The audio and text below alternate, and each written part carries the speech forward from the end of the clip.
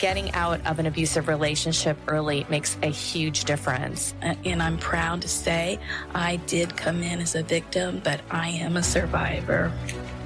Then I could see my mom. My mom was walking toward us. And I got excited. And I was like, there's my mom. And then he didn't stop. I'm trying to keep it together, I said. I gave in to the tears. And I hated that. It's not necessarily the easiest process. It's not necessarily the prettiest process, but it is the most effective process. Like, you can do this. I'm going to tell you 100% you can do this, and you're so worth it to do this. I'm sure losing any child is a real arrow through your heart, but you know, she was great. She was a friend and a family member and our daughter. There is one thing stronger in me than fear, and that's my determination. And now, here's your host, Jen Lee. Welcome back. This is Jen Lee, the creator and host of I Need Blue, Survivors Talk Surviving. Visit www.ineedblue.net for additional stories. As you listen, if the message moves you, share the story with friends and family. The more we share, the more we learn, and the more we can help. Please note, I Need Blue does contain sensitive topics which could be triggering. Please seek help if needed, and remember, you always come first. August, for some, represents back to school. I remember my mom taking my sister and I to Kmart to purchase all of our school supplies. We would do school clothes shopping, and slowly we had to go to bed a little earlier to get ready for the school schedule. I remember being excited to see my friends again, but the thought of starting over because it was a new year with tougher classes, new teachers, and new kids to deal with, there was some apprehension. Fortunately for me, I had my parents and my sister. My sister and I were only 2 years apart, so we rode the same bus and attended the same school the majority of the time. I had the support, love, and encouragement I needed each year. For some kids who are still trying to find a forever home, back to school is a reminder they don't have support. It's another new social situation which is just downright scary. And homework? Who is going to help with that? During May in Brevard County, Florida, there were 1,046 kids in dependency court. As if that statistic isn't alarming enough, not each child has a volunteer, a guardian ad litem. The guardian ad litem is a child's eyes and ears. They advocate for their well-being to make sure they are getting what they need. Today's episode is filled with love, passion, and purpose. My first guest, Mary, was removed from her home during her sensitive teen years. She had been sexually abused by a family member. As you hear her describe how these events left her emotionally devastated at an age where navigating such things were already challenging, you will learn how asking questions is key. Today, Mary is a volunteer, a guardian ad litem to advocate for a child. She asks the questions and gets the answers, so a child has the best possible path for their future success. My next guest is Jenny James. She is a child advocate manager. She provides support for volunteers. When you take on the rewarding journey of becoming a guardian ad litem, you have support. Always. Jenny is here to share her journey and explain the ways she supports volunteers. It is a team effort. Also here today is Cynthia Rickard. She is a volunteer recruiter. Currently, there are not enough volunteers. Not every child in dependency court has an advocate. You will be touched by this episode, and if you find yourself asking the question, maybe I can do this, Cynthia is the lady we will connect you with. She loves educating and connecting people. Ladies, I am thankful each of you are here to talk about your role in helping our children find a forever home. Welcome to the I Need Blue podcast. Hello, this is Cynthia Rickard, the volunteer recruiter with the Guardian Ad Litem program, and I'm just very grateful to be here this morning. Hello, my name is Mary. I'm in Guardian Ad Litem. Thank you for having me. Hi, this is Jenny James. I'm the Child Advocate Manager from the Guardian program. Thanks for having us. Ladies, it is my pleasure. Let's begin this episode with Mary. As noted in the introduction, you are a survivor of sexual assault, and then you took that experience and decided to use it as a way to help other children. Thank you for sharing your story with us. Yes, thank you. I really appreciate you having me. When I was 7 years old, I was sexually abused by a family member, and it was ongoing for a long period of time. As all secrets go, that one couldn't stay a secret. So family members, other members, close ones started to discover what was happening. But when they discovered it, no one did anything about it. Like a lot of families, they cover it up and they hide it. It wasn't ever addressed. It was never talked to me other than 2 instances where they were just like, yeah, we're aware of what happened and it's over now. It's not going to happen again, and kind of move on with your life from there. But what happens when you're so young, at the time I was 7, it changes who you are inside, and it changes your ability to bond with your own family, your ability to be part of the family. And as the years went on and I kind of go through puberty and become more aware of my surroundings and my own body, I became an angry, screaming person. I was screamed out against everything around me. I wasn't able to be part of my family. I wasn't able to be part of society. I wasn't able to be part of anything around me. I almost rejected the notion that anybody, even in my family, could possibly care about me. So because you rejected all of that, was there any place where you felt safe? I think one of the common misconceptions that I hear often about foster care is that everybody is there because their parents don't love them or their family doesn't want them. And in my case, that wasn't true. I mean, I did come from a family that loved me and wanted me, but through extreme sort of generational dysfunction and a lot of untreated mental illness in my family, I did feel loved and I did feel safe and I did feel wanted on one hand. And then on the other hand, I felt as though I just simply wasn't part of them. I wasn't like them. I wasn't part of them. I was different from them. Wow, that's so complex. And I've never heard it described that way, but it makes so much sense. So as these years, as they went on, what would look like from the outside world is just an out of control teenager, a teenager who just will break all the rules, do whatever they want, truancy, getting arrested, when in reality, that's not what was, really going on at the root of it, at the crux of it.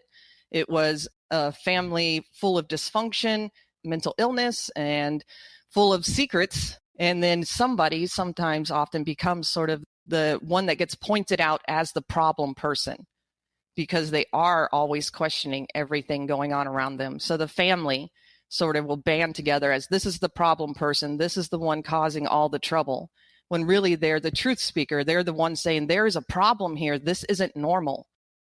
Was there any type of therapy? I know you said there was a lot of family history. Was there any help?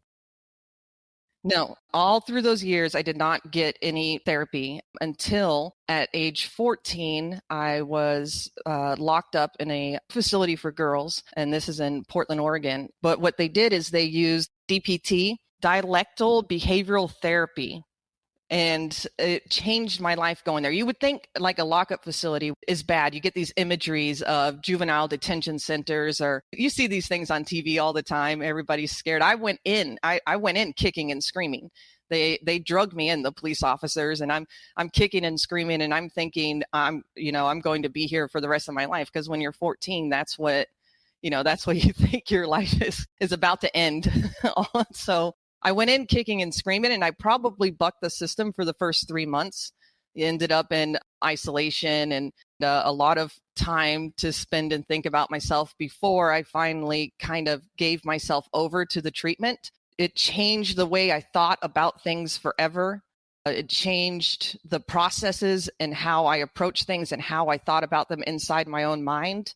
I was supposed to be there until I turned 18, but through hard work with both me and my family had to dedicate 30 hours of treatment to the program. So they dedicated a lot of time also. So between me and my family, I got out 9 months. We hear news stories daily about children being removed from homes due to abuse, abandonment, or neglect. We assume there is a program that will speak up for these children. The Guardian Ad Litem office does just that. In Florida, Guardian Ad Litem provides the child with an attorney, a trained volunteer, and a certified child advocate manager. All three work together, focusing on the child's safety, welfare, and best interests. In what ways did it change you? First of all, I wasn't even asking myself questions before I went in there. I wasn't asking, why do I behave the way I behave? Why do I feel as though I am not a part of anything? Why do I have so much anxiety? Why do I have so much anger? And as a teenage girl, it happens often, but not in every case, but you become very sexually promiscuous if you've been sexually abused. You have no sanctity of self anymore. Why am I acting out in all of these ways? And they forced me to look inwardly and ask myself a lot of questions about who I am and why I'm behaving this way, and face it, front on, but not only face it by myself, but face it with my family. So they work to make you recognize your trauma and the memories. And I imagine they reinforced in you that what happened to you is not normal, that it wasn't okay, and it wasn't your fault. Absolutely. Absolutely. But they also taught you about what happens to your brain as a young child when you become sexually abused. That changes who you are and it changes your development. Even something as simple as other preteen girls, 10, 11 years old, who are starting to get excited about boys and they're talking about boys, but you already have all of this knowledge, but you can't share that with them. So suddenly you become a liar inside even your group of friends. You're pretending like you don't know. Everything's fake. You're pretending your way through the world. And then there's a lot of guilt and shame, not only from the abuse, but then everything that happens to cover up the abuse. There are several people who it gets buried and they don't remember the abuse until they have flashbacks. But it sounds like you kind of carried it top of mind for you, that it was just present all the time. Yes, I would definitely agree with that. It was not only present in my mind, but through smells, through sounds, through textures. It never left me. It was always there. And then the feeling that I was part of the perpetration of that abuse, like I was part of it because it was treated like a dirty secret. And in my mind, if you were a victim, why would everybody try to cover it up like that? Another thing that they taught me about in therapy that's not very often discussed is that your body is a human body. And so sometimes it's going to respond to stimulus. In my case, I remember responding to the stimulus of the abuse at 7 years old. There were parts of it that I found enjoyable. That is something that creates an even bigger feeling of shame inside your own mind, because now that the perpetrator has made you, as a young child, enjoy the feeling of what's happening. So you now feel like you're part of it. Instead of being something that's happening to you, you feel like you become part of the abuse. So age 14, you found this treatment that was just so helpful to you. And I'm thankful for you that you found that as well. Your parents were involved in the process. Is that correct? That's correct. Before I went there, I spent a few years in foster care, and I never had a guardian. I'm not sure if it just, at the time, this was Portland, Oregon, so I'm not sure if it just wasn't common use in the 90s or if they just didn't have any available. But I can only imagine how things would have been different for me if I had had a guardian to talk to, because really I didn't have anybody on my side to talk to. I can only imagine if I had had someone to talk to me one-on-one and to speak to me one-on-one, which I don't recall ever having at any point until I got into Rosemont. They signed me over to the state when I was at 14, and then I went into Rosemont. They were court ordered to spend 30 hours of therapy through their program as well. Looking back, I had a smart judge, because the judge did say, this is a family issue. This isn't a child issue. And that's often how it gets looked at. Like, this is a child issue, not a family issue. Someone that's 10, 11 years old doesn't get into the positions that they're in on their own. They get there as a group. What did your family take away from the treatment place? That's a good question. It's something that I would have to ask them. I know that they had a greater respect for me after the treatment place. They treated me verbally when they talked to me. They treated me with more honor and respect. I don't know how much they personally internalized for themselves, but they did begin to treat me differently. Okay, let's fast forward a little bit. Tell me where your life journey is headed. I had 3 children since then. And all the while, I'm always thinking, I want to use my life experiences to help other people. When I was 19, I originally heard of the CASA program, and I began the training for that. But it triggered me too much. As I was doing some of the training, I was just like, I'm not ready for this. Even some nights I'd just kind of lay in bed and cry. I'm not, I can't do this yet. I'm not ready. And I put it out of my mind. But after raising my 3 kids, 2 of them have left the house now. I only have 1 left in the home. And I've spent years working on myself inside my own mind. I have all of this like mama bear energy left that even though they've left the house, I'm still full of it. I'm still in there. Like I want to reach children. I want to help them. And there's also this notion, like, as they grow up, you just look at your kids and you're like, I didn't do a bad job. Look at them. They're fantastic. I decided to reach out to the Guardian Ad Litem program and working with Cynthia and Jennifer James to see how I can use my experiences to help other kids. Can you tell us a little bit about what that journey has been like when you started it and where you are today? So for me, it started at the beginning of the pandemic. My original introduction was when I was 19. I'm 45 now. So there's a huge lifetime in between there. But at the beginning of the pandemic, everything kind of goes on lockdown. And then my 2 older kids, who were adult children living in the house, were like, Mom's lost her mind. We need to move out now. And I was like, no, wait, come back. I can change. So they moved out at the same time, and I was not emotionally prepared for that. Yeah, the empty nest. Yeah, exactly. The empty nest. And for the first, kind of 6 months, I was just sitting around like, what do I do with myself now? I've dedicated all of my time and energy into forming these human beings into apparently functioning adults in society. That's when I reached out. There's a side story to this that's very important, because if it didn't happen, then I wouldn't have come back to this. Went to visit my daughter, and a niece and nephew of mine came to visit us while we were there. During that visit, they told me about a family member sexually abusing them. One of the things that I think is most important in this is I had a sense that there was something going on with these children. And because of my own abuse in my own life, I felt that maybe I was projecting feelings and I was being too hypervigilant, and I didn't ask the right questions.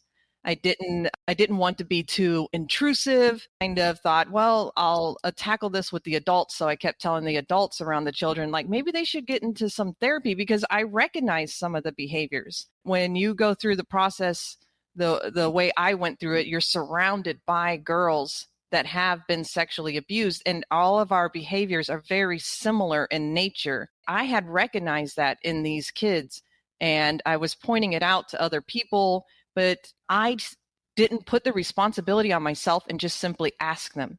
So the moment that I did finally ask, it was like the weight of the world had been lifted off their shoulders. I just simply asked, do you ever feel that you have been sexually abused. And instantly, in a second, this girl broke down crying. You could see like her shoulders slumped down, and it was like this huge exhale, and she just started crying and telling me everything.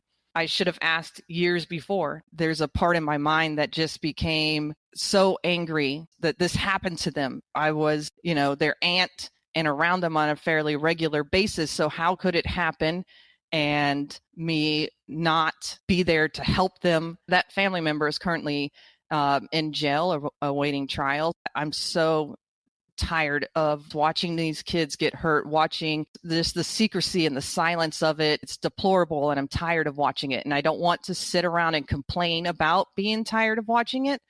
I want to do something. I don't want to just be a complainer. I want to be a person of action.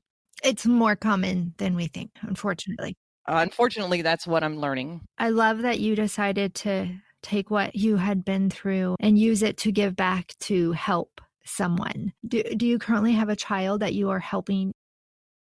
Oh, I am working on my first case. I'm very lucky to be working on the case that I'm working on because from my understanding, there are some very intense cases to work on, but I'm working with a lovely family right now, going through the process of everything they need to do to get reunified. I mean, that's the ultimate goal. If that's a possibility, is to reunify a family. And like I said, the common misconception is that these children are unloved or unwanted. And not that that isn't always the case. Sometimes families are full of dysfunction and they're full of their own demons that they need to face those head on so that they can be reunified.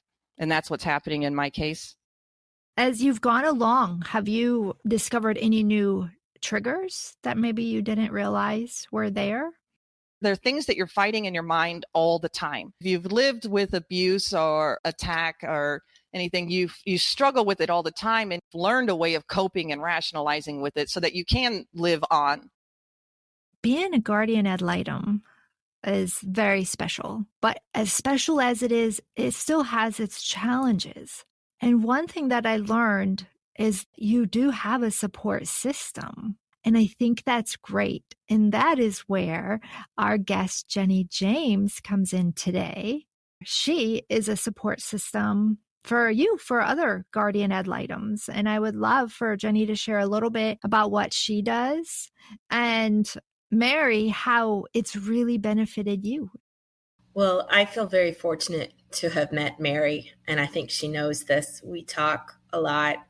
Not only is my job to help guide her, but she's actually, and you can tell from hearing her story, she's taught me a lot about the children we serve and helped give me pointers and things that I didn't realize coming from her unique perspective. I was kind of talking to her about a plan I had to help bring a child in from runaway, and she was like, oh, that's not going to work. She doesn't want to hear that. Try this. This is what she needs to know. And it's just amazing because it's still a learning process for me. And I love my guardians because as much as I'm here to help them, they bring these unique life experiences that teach me every day too. So it's a wonderful give and take. My job is basically to give support. It's a lot when you first come in, and some people get nervous about coming to court and representing the best interest of a child. And we're here, not only me, but we have the most fantastic attorneys. We're a team. We're an advocacy team. The volunteer has me. They have the attorney. We're here to help guide, offer suggestions. And it's amazing to see someone like Mary come in. This is her first case, and she's shy about it, but she has helped her child so much. She's present. She is present in his life. She fought to get him heard by the judge. It was amazing. Gave him a pep talk. He got to tell his truth to the judge. It was life-changing for him, for me too, because I was so proud of her, because we were worried that he might not have that courage. And she gave him that support, and he was able to give his truth to the judge in private. He was heard. And that's just amazing. That's what we do. We are the voice for the child. Oh, I think that's great. I love that. And Mary, can you share then? Because apparently you're holding back on how great, how great you're doing. And I'm going to put you on the spot. It's my first case, so I don't usually feel like I'm doing great. I usually go to Jennifer James and I'm like, what would you do now? And then she's like, what I would do now is this, this, and this. And then and then that's what I do. So normally I still have a lot of questions, and I fall back on Jennifer James' advice because she's far more experienced than I am. I have to imagine, though, that you will always have questions. And I think that's why that having a support system for you is awesome. So, and I think each case is going to be different, extremely different. Listening to some of the other guardians, they have cases that, I haven't come into contact with yet because I've only come into contact with one. And this case has its own layering involved in it that's separate from all the others. What has surprised you the most? I know it's your first one, but the reality is every Guardian Ad Litem is going to have their first one. Is there something that maybe you didn't expect that happened? I would say what has surprised me the most is the need to people please. It's my job to work for the child and to focus on the child. And then I wasn't really quite prepared for the bombardment of other people in the child's life coming at me with their needs also. And then I have to constantly remind myself that I'm here for the child. I have to focus on the child's needs, so if mom's upset about this, or dad's upset about this, or grandma's upset about this, I have to stay focused on what is in the best interest of the child. I do hear them out. And if it's possible, and if it aligns with the best interest of the child, then, I'll put my attention to it. But ultimately, I have to stay focused, and I can't be, a people pleaser. I can't make everybody happy. I hear a lot of collaboration between you two and really putting the needs of the child first, which is exactly what it is you're supposed to do, why you're so special and why we need more of them, right? Mary, we got to hear your story and what propelled you into really the passion for being the Guardian Ad Litem. Jenny, do you want to share with us a little bit about how long you've been doing what you're doing, and maybe something that inspired you to get where you are today? Absolutely. I have been with the program 5 years. I was a volunteer previously. Much like Mary, my children have left the nest, and I knew I just wasn't done helping children yet. I had a lot more to give. So I have several friends that were involved in this program who knew me. I had just gone through a divorce and gotten a degree, my master's in psychology, and they were like, this program is just for you. This is where you need to be. So I started volunteering, and it's addictive. Just loved it. And I kept taking more cases and helping these children. And I started out with babies and found out that I actually loved working with teenagers. And that's kind of my passion here. I love helping teens and the relationship. It's amazing. Then a job opportunity came up, and I just love the program so much. I was like, I would love to come do this. And it's just expanded my horizon to get to meet wonderful people like Mary and incredible people like Cynthia. Everyone who's involved in our program has this passion to help children. It's kind of what unites us. It's that one thing. We all have this desire to help children. And I can't speak enough about the people I work with. It's just amazing. Do you have a particular memory with a child, since you've had more cases, that has just stuck with you? Yes, I still have the case. It's an ongoing case still. She got sent to live with her father, and I was devastated because I loved seeing her. I was happy for her, but it became a dangerous situation. And before she left, we came up with a code word that she could use if we were on the phone and things weren't good. And she couldn't say to me, hey, this isn't right. So we were on the phone, and she said the word, and she said, I'm in trouble and I need help. The case manager and I were able to get the police, get on the phone with the police out of state, get them to do a well check. And we found that the child was being abused, and we got her removed from the parent and got her to safety. And I still to this day, it's something I feel very proud of, that we were able to have that trust with her, that she trusted me enough to know that I would get her out of trouble if she needed it. And we were able to do that. It's the trust we build with these children I think Mary said it specifically. They know we are there for them. It's just a very different relationship from any of the other organizations they come in contact with, because we are there to hear them. It isn't about what mom or dad want.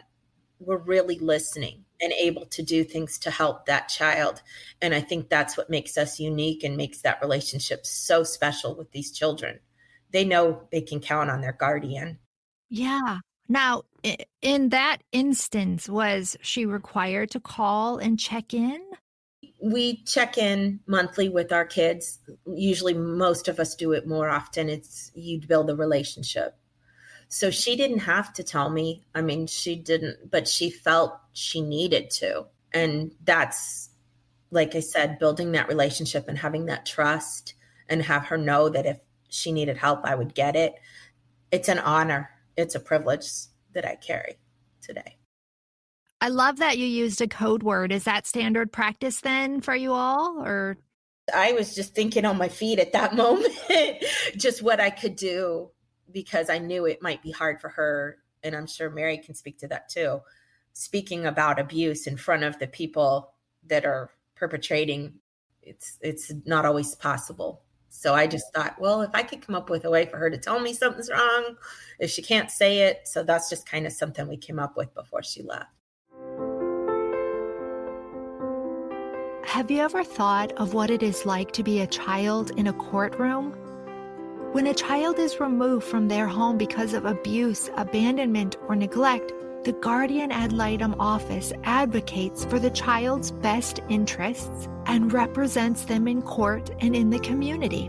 The office uses a multidisciplinary team consisting of an attorney, a trained volunteer, and a child advocate manager. Not only do they provide support and request services needed to change children's lives positively, but they also bring comfort and warm smiles during difficult times. The Guardian Ad Litem office focuses on the child's legal needs and makes sure their voices are heard. Their focus is solely on the child. If you are passionate about children and want to make a difference in a child's life, you can help by becoming a Guardian Ad Litem volunteer. To learn more, reach out to recruiter Cynthia Rickard at 321-271-1304 or visit www.guardianadlitem.org. How do you deal with a case or situation where, let's say, a judgment has been made and the child is reunified with one of the parents, but inside your instincts are like, I'm not okay with this. This doesn't feel right. I feel like they're in danger, but this is the ruling that has come down. How do you deal with that, with not really feeling okay inside, but yet you have to follow these rules? Well, part of ours, we have to respect the process here. So if the judge feels it's time, and we have to respect that, and I do. But I am vigilant. I do my visits. I talk privately with the child. You know, we do have the ability to take the child out on outings. So maybe we'll go for a walk, or maybe we'll go for ice cream, and I'll get a chance to get a clearer picture. We observe visits. We are in the home. We're present. So you do get to have a check and balance. That's great. What has been your biggest takeaway since you started working with Mary? How incredibly giving our volunteers. She exemplifies just giving of herself, her time, her knowledge. I'm blown away daily by what I see from our volunteers. They're just incredible. The amount of time and dedication they give to these children, they inspire me daily, like I said. And so, Mary, for you, what is your biggest takeaway thus far from working with Jenny and soaking up all of her experience? Honestly, I don't know where she gets her energy or time from. She works on a lot of cases. Like currently I have one, and I'm still trying to wrap my brain around all of it. And I'm like, where in the world is she finding the time and energy for all of these cases? And that's why we really need more volunteers. So like someone like me, I'm new, so I can only take on one case while I'm learning. If we don't get more volunteers, then people have to take on more than, a lot of cases, and they don't have the time and energy to spread out like they want to and really focus. We're a volunteer-based organization, so that's our focus. We want to get as many wonderful people like Mary assigned to these wonderful children. Cynthia, who is the recruiter, because as both of these ladies agreed, there is not enough volunteers. So you play a very essential role in helping children as well. Can you tell us a little bit about yourself and what inspired you to join this program? So I had been at home with my kids till they kind of got a little bit older, and I decided I wanted to go back to work, but of course do something meaningful. And so I actually started with the Guardian Ad Litem program as a legal secretary, and then moved into the volunteer role, which is really where my heart is. I love people. I love getting out into the community and just spreading the word, and then having that one-on-one interview with the people that come forward and just building relationships. And how do you find volunteers? What we have found is that word of mouth truly is our number one way of recruiting more people, because, like Mary will say, oh my goodness, this has really transformed my life. She'll talk about maybe something that's motivated her. And so it encourages other people to step forward. But we're also out in the community, and obviously during COVID, we weren't, but just recently we're able to get out, say, to farmers markets, to libraries. So wherever we can get plugged in, we go. And when you're talking to people, what is the biggest objection, I suppose you could say, as to why they feel they could not become a Guardian Ad Litem? I think for most people, they think, do you need a special credential, or I'm not a parent, right? And I'm going to be dealing with kids. And so they might feel like they might not be a good fit for our program. But all you really need is an open heart and an open mind. And then we are going to give you the trainings to empower you to just be the best advocate possible. Mm-hmm. Can you explain a little bit about what that process is like? Like, let's say tomorrow somebody came to you and said, you know what, I want to be a Guardian Ad Litem. What do I need to do? How long is the process? You do need to be 21 and pass a level 2 background check that is free of charge to you.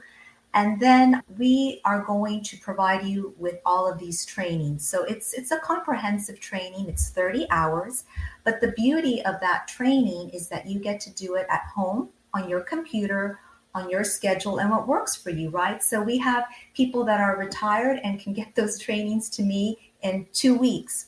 Then we have other people that maybe aren't empty nesters, but their kids are older, they're teenagers, and they delegate maybe 2-3 hours every weekend to get those trainings done, and that might take them 2 months. We give people 6 months in which to complete everything. Once they're done with a portion of those trainings, they're going to attend an all-day event that we call a pre-service, and they're going to meet with our trainer, and I'm also there, and they're going to pretty much get an overview of everything that they've learned, from what it means to be a volunteer, what it means to be abused, abandoned, and neglected. They're going to learn about child welfare and so much more in that process. The trainer will give them county-specific information for court. They'll go over how to write a judicial review report. After the training, you're now in your provisional phase, and you can actually pick a case. And that's what's so beautiful about our program is we don't give you a case. You actually get to pick one. So if your heart gravitates towards a 7-year-old girl and you read a little synopsis of what she's been through and you want to help her, you can do that. And I love that. So at that point, you get to pick your case. And now we're going to give you a mentor for 60 days, because we know that's when you have the most questions. They go with you on that first visit. They just wrap their arms around you and help you get through that. After the 60 days, they go away, but you're still part of that team. Like Jennifer James, she's our CAM. So on the team, it'll be the volunteer, It'll be the child advocate manager that we call a CAM for short. And like she said, she's their go-to person, their sounding board. Whatever they need, she's there for them. And then you're also going to be given that attorney, for any of the legal issues that may arise in the case. And they are with you the entire time. You're never, ever, ever alone in this journey. That's so important. And, you answered my question because I was curious as to how a child is assigned. And I think it's great that the Guardian Ad Litem gets to pick the case. Like you said, it may be a child that calls out to them or they feel connected to. I think that that's great. How many people do you need right now for every child to have a volunteer? Well, we have currently 1,046 kids in care. Not all of those have volunteers. I don't have specific numbers, but what I will say is that we definitely do not have enough volunteers for each child to have that one-on-one person in their life. And it's just so important because, as Mary was saying, if we don't have a volunteer, then the CAMs take on those cases. They have so many kids they work with. They may not be able to give them that one-on-one attention that is so needed. A volunteer is able to do that, right? Through those visits. And, all we ask is that you meet with your child once a month.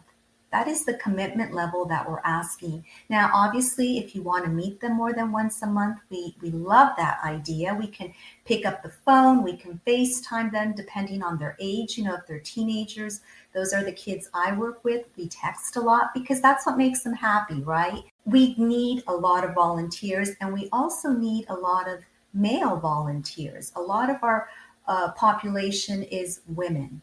We love our women, but men are also needed because a lot of these children come from broken homes and they don't have a father figure. Or if they do, he may not be an ideal father figure. And so having a man in their life that can be positive, they can educate, nurture, guide them, love them. I mean, what we can do with our children is so big, right? The world is our oyster once we get our child. We can do so much for them. And so there is a need because so many of our kids do not have that one-on-one volunteer with them. Yes, as a volunteer, you have the ability to do so much for that child. How do you not become attached to the child that you help, that you just want to take care of them like forever? Well, I mean, I don't think you don't become attached to them.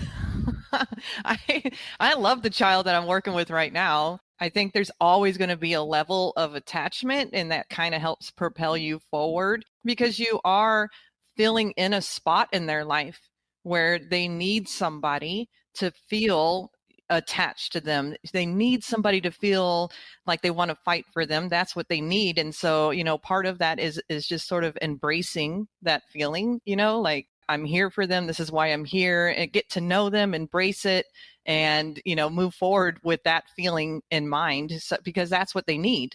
And you often transition from being a guardian ad litem to just natural support in their life. I have early cases I have that some of my girls are now moms, and I've got to enjoy baby showers, seeing the birth of their first child. That relationship extends. You don't really have to let it go. It depends on the child. If they still want me to talk and we share joys and sorrows in their lives from here on out, I'm very open to that. You bond. I think Mary said it. You just bond. And so we do often transition into that natural support later in life. Have you ever had a situation where the child reunification was not possible, but also they were not able to find their forever home and they ended up aging out of foster care? Have you ever had to personally experience that? I have. It's difficult when that happens, but we have great resources that you come in contact through working. We have extended foster programs that help them get free college, assistance with housing, cars, driver's license. So you get to watch them blossom into an adult. It's hard when reunification doesn't happen, but it doesn't mean it's the end of the road and they have to give up. We offer and try to support to make the best situation possible for them to start adulthood with that leg up: education, housing, assistance. The Guardian Ad Litem office is an organization where the actions of a single individual can have a profound impact on the life of a child. Would you like to be an integral part of the solution? Be that one individual trained and empowered to advocate for the best interests of a child? If your heart is saying yes, please reach out to recruiter Cynthia Rickard. She can be reached at 321-271-1304 or visit www.guardianadlitem.org. There is no better time than right now.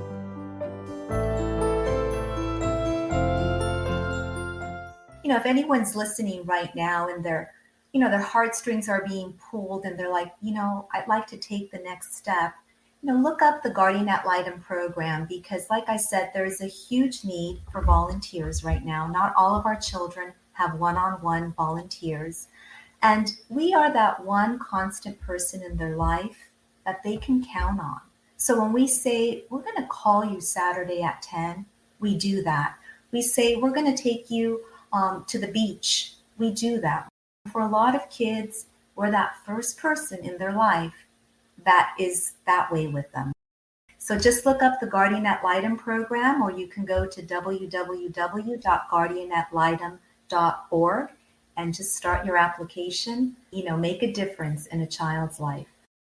Great. And if somebody, it's just not possible for them to become a Guardian Ad Litem, in what other ways can they help you? We have a Facebook page. We are actually in the 18th Circuit, Brevard County, but you can follow us on Facebook because we have a lot of posts. And sometimes people just share them, like I'll be out in the community and they'll let somebody know, hey, Cynthia's going to be, at the Palm Bay Library, and they can send someone to talk to me while I'm there. We also have brochures that if people have a private business and they would like to display that, they can definitely help us. So those are some other ways that they can get plugged in and just spread the word, even if they're not ready to be a volunteer or the timing isn't right, because as we all know, it's all about timing. Like, Mary was saying, she started at 19, then ended up as a guardian at maybe 45, right? So it's all about timing, but we can plant a seed in people's hearts and it can grow. And when it's ready to bloom, they can reach out to us. Well, I think what people don't realize when they think of foster care, foster children, is they see a child who's in a home that's being, say, abused, and now the child's been taken out. And I think people stop thinking after that because they say, oh, okay, great, the child's taken care of. But what they don't realize is this child's life now has been turned upside down. Imagine going to court. How scary that's got to be for a child. It's just kind of topsy-turvy for them. And so having that volunteer is so important.